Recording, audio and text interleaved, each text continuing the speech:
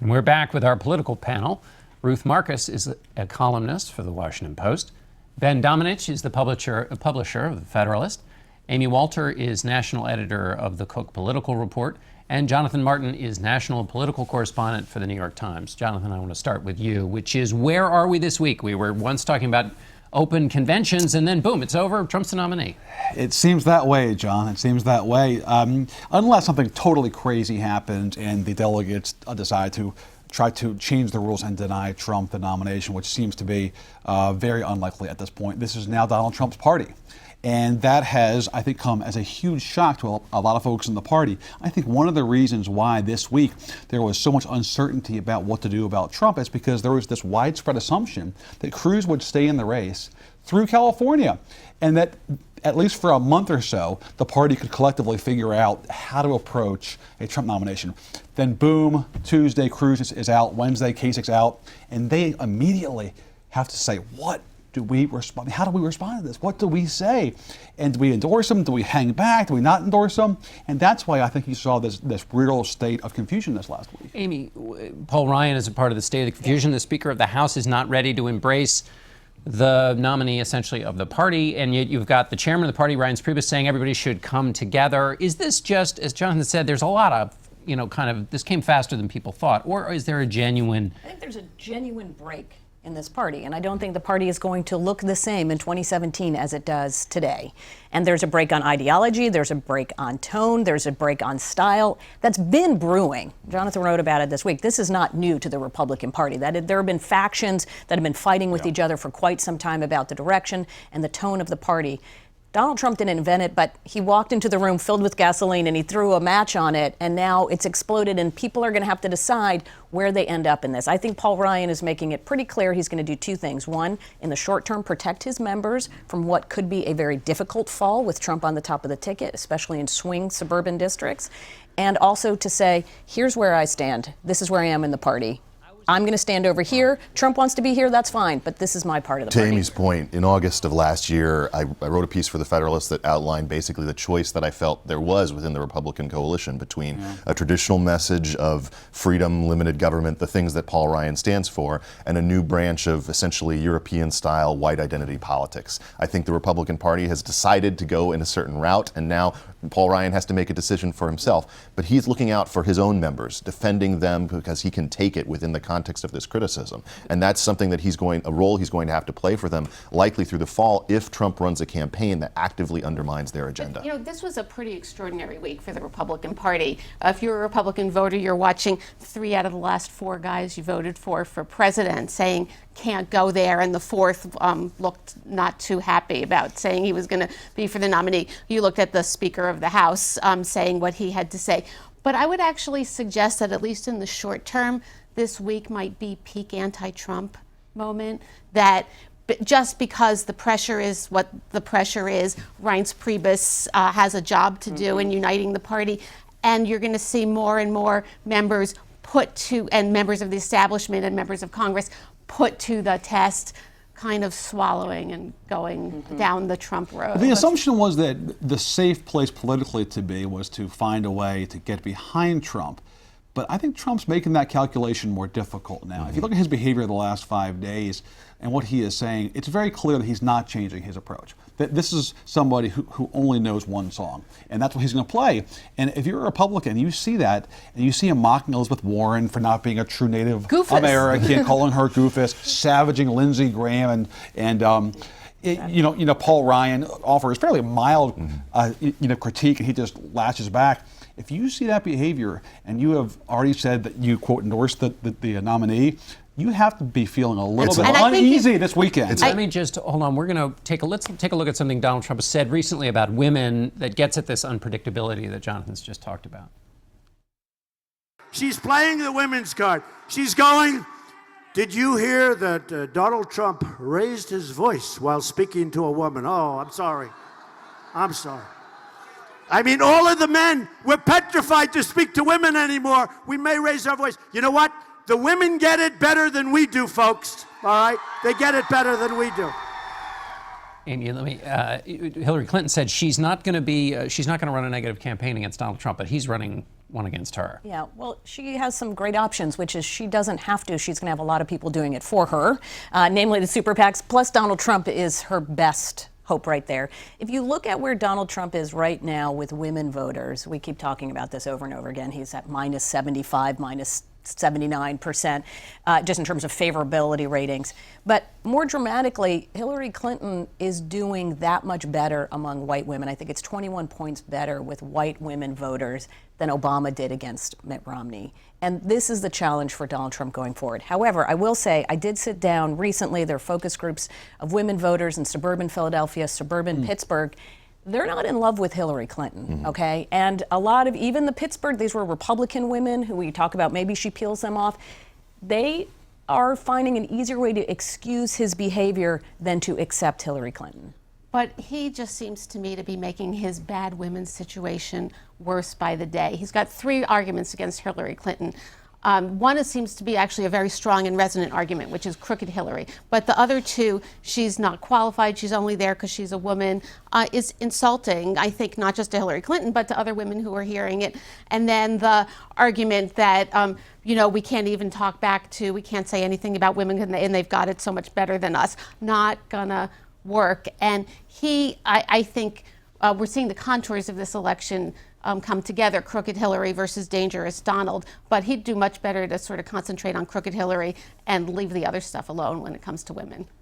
It seems to me that the real problem, the real question for Donald Trump right now is if he's even interested in unifying his party. Yeah, because he seems to give a lot of indications that he is more in the category that says, I'm going to win despite the people who are maybe currently opposed to me. Part of the issue, to Jonathan's point earlier, is that normally after parties have fractious elections like this, the divides are over ideology. They're not over whether your wife is ugly and your dad helped kill JFK. It's more the kind of thing. And your husband is a philanderer. Exactly. And the other thing is that there's a situation now with Trump where a lot of these politicians who have to think about their long-term future are looking at Trump worried about the idea that they're going to be on stage with him while he's saying something like this, and they'll ultimately have to defend him. That's something that for politicians who are looking in the long game, in the very short term, there's going to be pressure, but the more that he says these things, the easier it is to say, I'm going to wait and see. He's making this a which side were you on moment for the Republican Party. Meaning everybody has to speak up and say, are you for or against Donald Trump? It's going to be a rolling which side were you on moment. How do you feel about this comment and this comment and this comment? We're going to hold that right there. We're going to have more comments from all of you and the rest of our panel discussion. Stick with us. We'll be right back.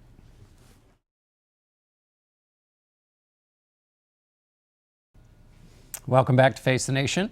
We're back with Ruth Marcus of the Washington Post and Ben Domenech of the Federalist, Amy Walter of the Cook Political Report, and Jonathan Martin of the New York Times. Jonathan, I want to start with you. Paul Ryan's going to meet with Donald Trump this week. So is he going to get to yes? Are we going to have unity by the end of the week?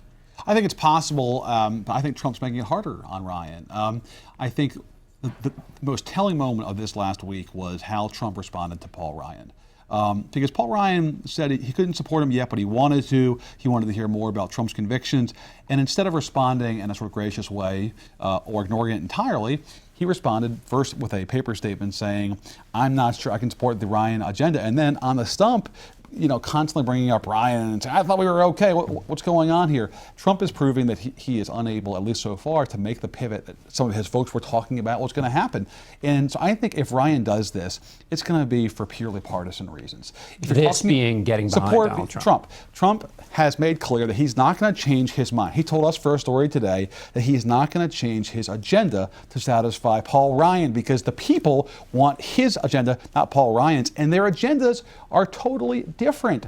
And on tone, certainly Ryan and Trump differ. So what's the rationale beyond partisanship? That's right. I mean, Trump does have the more recent validation from the voters. Absolutely. All the 10 million of them. Ben, what Jonathan says is right on trade, on entitlements, on down the line. Paul Ryan is just on the opposite end on issues from Donald Trump. He is, and the troubling aspect of the situation is that if Trump has a path, and I do believe he has a path to the presidency, it requires him to appeal to Rust Belt states where an economic agenda that is actually even further left than where he currently is going to be appealing. That's why I believe you already saw him shifting on the minimum wage conversation and things of that nature that are going to lead to even more breaks with Ryan down the line. That's going to make it harder and harder to have these agendas paired up against each other. One from the House Republicans and one from the nominee of their party. Amy, what do you think the map does look like? The electoral map, we're now talking about a general election. Does Donald Trump put new states in play? So you can go to cookpolitical.com, put Good that plug. for our new map where we have it starting right now with Hillary Clinton with 304 electoral votes. Obviously, you need Well over 270 the to win. 270. Well over the 270, because what she is able, I think, to cement in the new map is those diversifying states like Virginia, North Carolina, and she also holds on to the Rust Belt states. I think the challenge for Trump with the Rust Belt states is that a National Journal did a great look at this. They said if we gave, they did a study and they said, and dug into the voter files, if we gave Trump every single vote that Mitt Romney won in Michigan, Pennsylvania, Wisconsin, and then added on top of that every white voter who does not turn out in 2012 or who's an irregular voter, that they don't turn out consistently, he would still lose those states because they are not monolithic. There are not enough white working class voters, even in Rust Belt states, to win the nomination. Now, does it help him win a place like Iowa, New Hampshire? Yeah, perhaps. But the big states with the electoral votes, Florida, et cetera, those are tough to win with just white voters. What do you think, Ruth, about this idea of a third party? There's been talks, Mitt Romney has been talking to Republicans about running as a third party candidate. Do you think there's anything in that?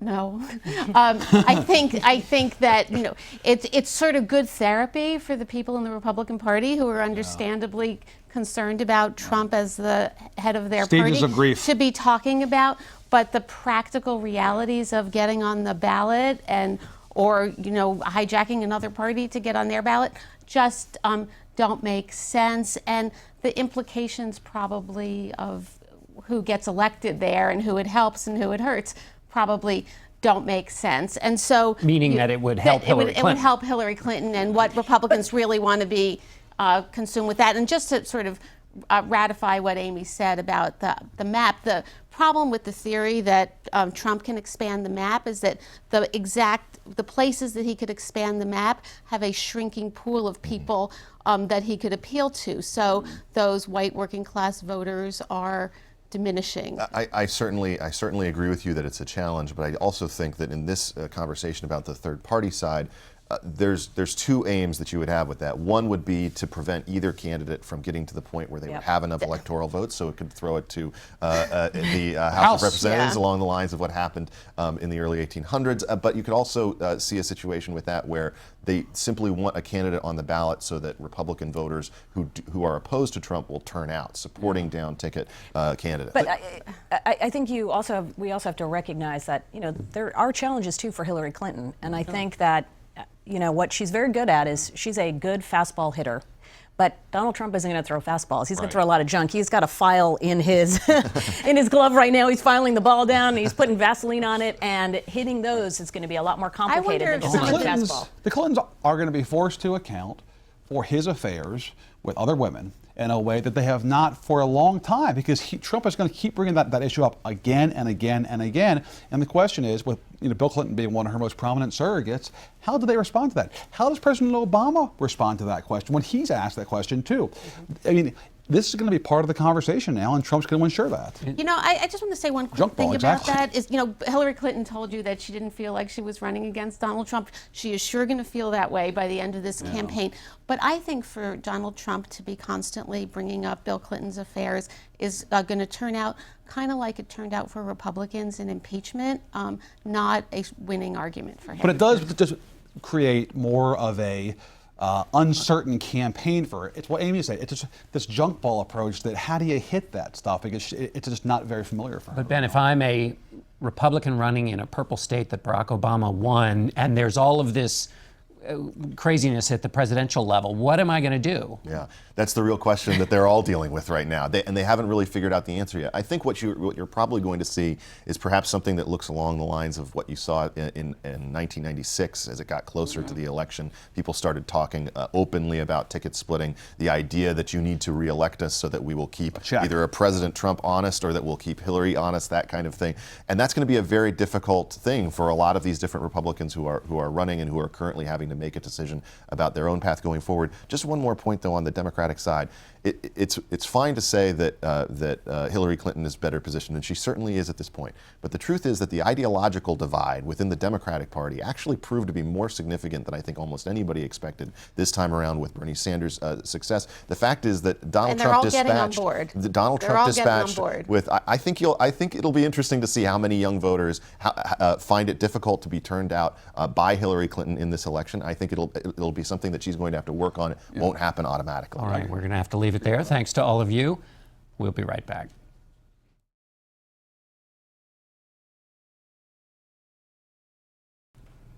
Can Donald Trump unite the Republican Party? Joining us now are key conservatives. Jennifer Rubin is the author of the Washington Post's Right Turn. Dr. Russell Moore is president of the Ethics and Religious Liberty Commission of the Southern Baptist Convention. Leslie Sanchez is a Republican strategist and a contributor to our digital news network, CBSN. And Matt Schlapp is chairman of the American Conservative Union. Jennifer, I want to start with you. You wrote, or you said, that this was the worst week of the GOP's existence. Yes. Why? It's about to come apart, and the lines are not necessarily only ideological. What is interesting is that you have, in support of Donald Trump, very conservative, very moderate, so-called establishment, non-establishment figures, and you have the same ideological mix very much opposed to him. And that, I think, is because fundamentally the problem with Donald Trump is not ideological. Yes, it is huge. Yes, it is vast. But it is really fundamentally an issue of character. When people look at Donald Trump and they see how he treats women, they see his views on foreigners, they see his lack of personal self-control, his meanness. Just this week, he was back lying again. He said that he had had extensive conversations with Marco Rubio about being vice president. Never spoke to him. He said he had called Paul Ryan after the New York primary to congratulate him. Never happened. It's those fundamental character issues that many Republicans cannot and will never get past. Matt, how do you see it? Well, I guess the Hillary Clinton brigade is going to run on morality and character, which I think is going to be an awfully tough lane for them. Obviously, her husband was impeached. She's under an investigation by the FBI. She is somebody who has been caught in scandal after scandal after scandal. What I would say to Jennifer and to others is, like, get real. You know, we often criticize Democrats for living on their emotions and thinking on their emotions. And we Republicans, we're supposed to think about just the facts. Here are the facts. In America, we elect Democrats or Republicans to the presidency. And you have to make a choice. You don't get to have your perfect candidate. We did that. We had 17 of them. Now we have our candidate. Is he better or worse philosophically than Hillary Clinton? You can make the argument, but people aren't going to go with you on that. He is clearly, for conservatives, the better choice. He's not. He's unfit for the office. And you first have to look at that. The Constitution doesn't say that. He is unfit. He believes that we should sprinkle nuclear weapons around Europe and the Far East. He believes we don't have to stand by the sovereign debt of the United States. He is unfit. And Republicans do have a chance and a choice. And that's why this arrogant attitude that you have to be with me because I won the states is wrong. First of all, they have a choice to stay home. Secondly, they have a choice to form a third party. And I would say, John, that it's much more possible than many in the media believe to launch a third party. Leslie, let me ask you. Conservatives for a long time have had to look at John McCain and Mitt Romney, and they've been told, well, that's your nominee, you deal with it. Well, why isn't it fine now for Donald Trump to say, Paul Ryan, I got a lot more votes than anybody would have thought. I beat all these veterans. You deal with it.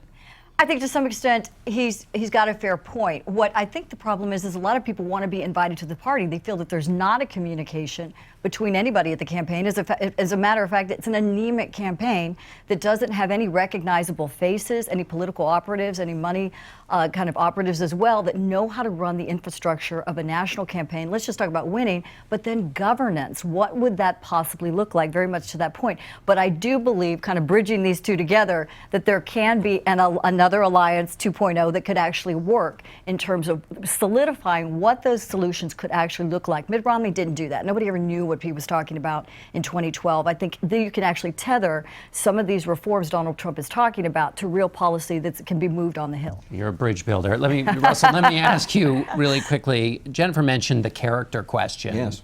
That for a long time, conservatives have talked about a cult of personality with people like Barack Obama. And they've also talked about the role a president has in the culture. Yes. Where do you think Donald Trump fits into voters who have made a big deal about that over the years? Well, that's exactly the problem. One of the key aspects of conservatism is to say character matters in public office and in the citizenry, and that virtue has an important role to play in our culture and in our politics. And now we have a Republican Party that seems ready not only to surrender on the culture wars, but to join the other side. I mean, what we have in the Donald Trump phenomenon, as well as in the Hillary Clinton phenomenon, is an embrace of the very kind of moral and cultural decadence that conservatives have been saying for a long time is the problem.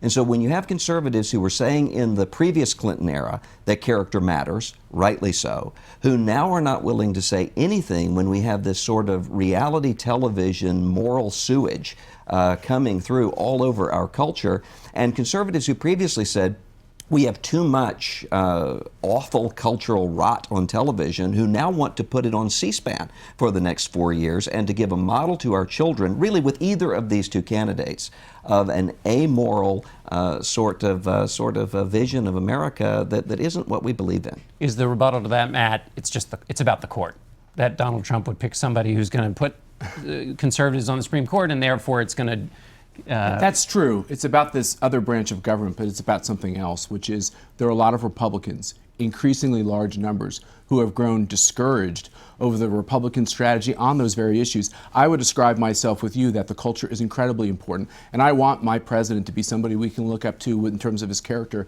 and his stance on these issues. But the fact is this: we have somehow lost Republicans and conservatives across this country who are sending Washington a very clear message. It's broken. It's not working. We're willing to try something else. And for all of you who think that there's a third-party option, I appreciate the fact that you're a journalist. These deadlines are passed. Texas is going to be passed. Texas is going to be passed here in a very short period of time. No one's going to be elected on the right without having Texas. And by the way, the last time we tried this, it was Ross Perot. You showed me the liberal Ross Perot supporter. It cost us the White House. To Bill Clinton. Is not to tell social conservatives just start keeping up with the Kardashians. I agree. Because you've been disappointed in the past, and that's what the Donald Trump campaign I think is. for the leader of an organization that is the Conservative Action Party, it's a very bizarre position you're taking. You're simply saying, we're without conviction. This guy has the votes, so we're going to follow him.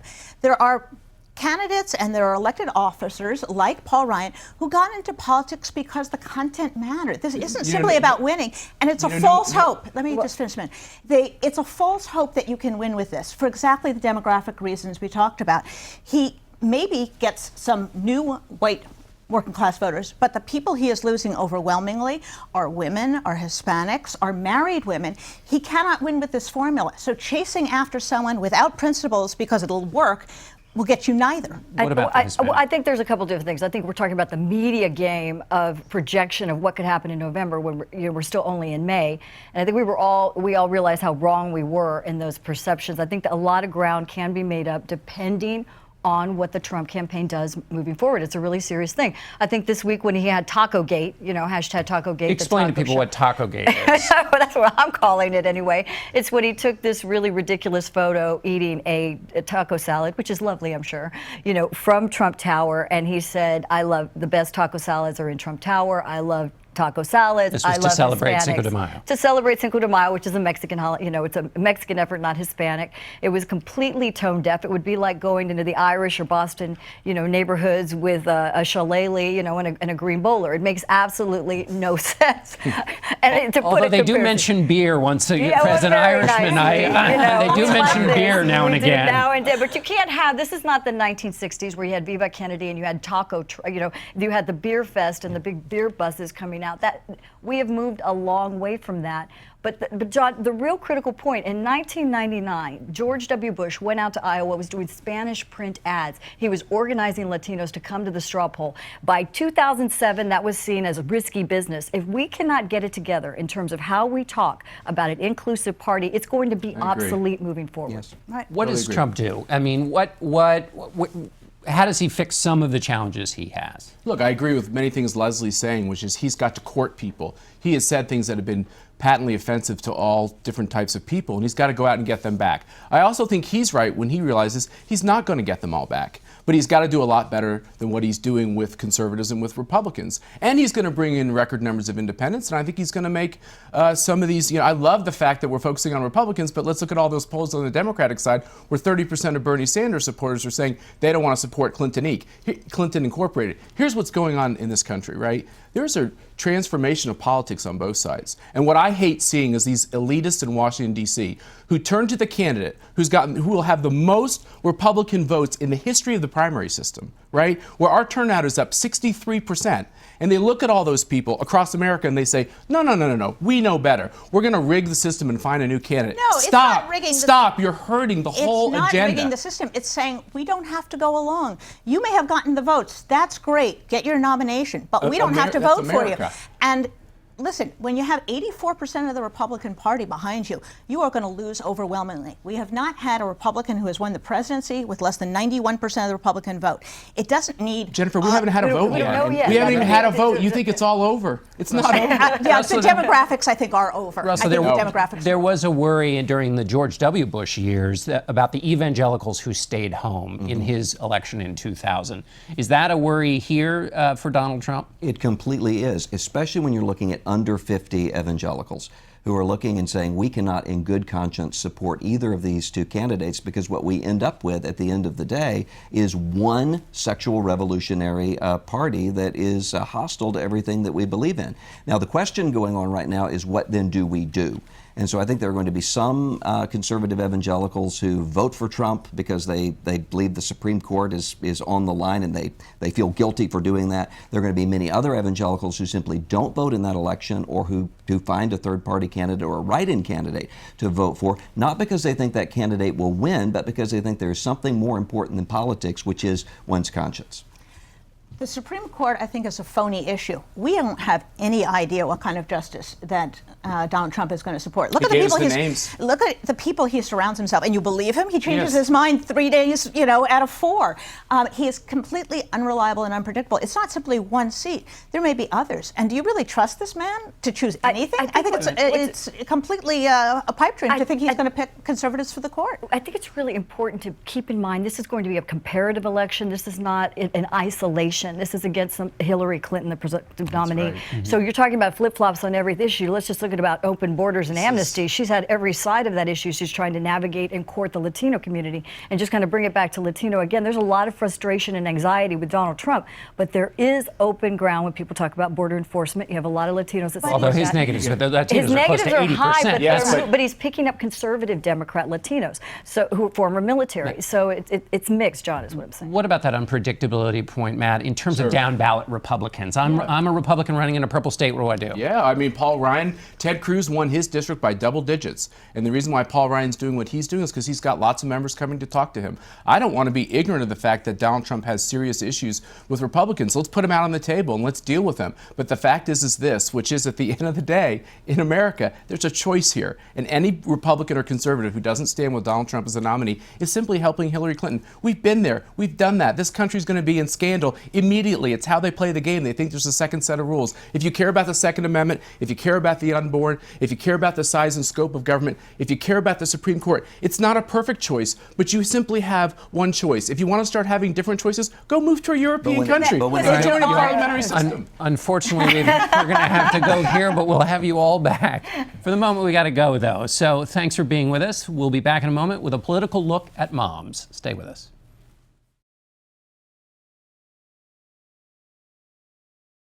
Finally today, a word about motherhood. No matter how partisan or tough things get in politics, it's always okay to praise your mother. Our greatest presidents, George Washington and Abraham Lincoln, both credited their success to their moms. Lincoln is quoted as saying, "All I am or ever hope to be, I owe to my angel mother." Franklin Delano Roosevelt lived under his mother's roof even after he was married. Eleanor didn't like that at all. Still, Sarah Roosevelt sat next to her son during his first fireside chat and delivered her own address to the nation on Mother's Day. Richard Nixon gave this tearful appraisal of his mother as he resigned the presidency. Nobody will ever write a book, probably, about my mother. Well, I guess all of you would say this about your mother. My mother was a saint. President Obama often refers to his single mother and to his grandmother, who died on the last day of his 2008 campaign. She's one of those quiet heroes that we have all across America, who, they're not famous, their names aren't in the newspapers, but each and every day they work hard. And now we've got a mother and grandmother running for commander-in-chief. When you're out campaigning, are you following the example of your mother or thinking about the example you're setting for your daughter and granddaughter? Well, I think about my mother a lot because she campaigned with me and for me in 2008, and she was the most formative influence in my life by far. And her encouragement, given her own very difficult life, to get back up when you're knocked down and to serve people and to think about ways that you can improve the world, you know, I hear that voice all the time. So happy Mother's Day. Without Mom, none of us would be here. Back in a moment.